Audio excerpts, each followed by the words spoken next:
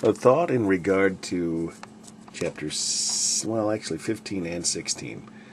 And I'm going to turn on livestream.com broadcast these readings each day there.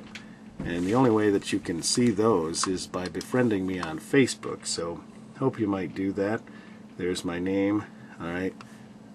Send me a friend invite. I'd be glad to, well, have you accept your friend invite. And anyways, I'm going to start up live stream, which doesn't have any video today for some reason. Usually the video is like right in that section there. But hello to the folks on live stream. And here's the Bible thought that I'd mentioned on live stream.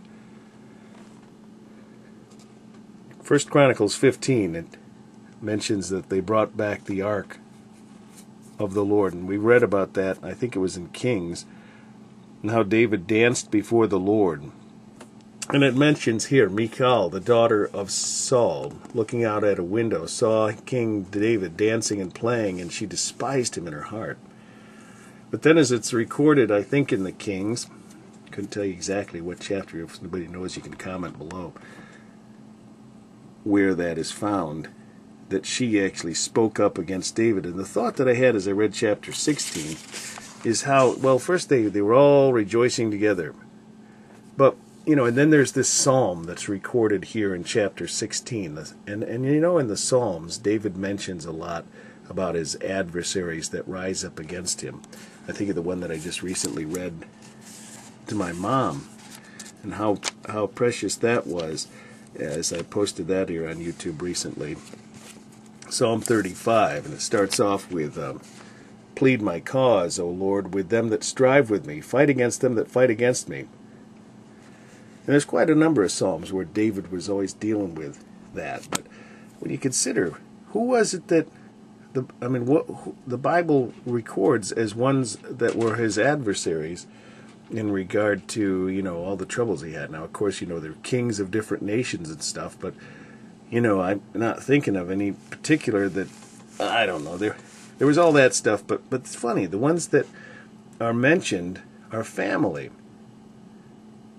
Or like there was Saul, he had, troubles with, but then his wife,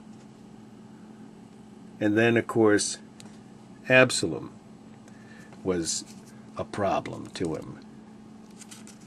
So isn't it interesting? Of all the ones, David was referring to,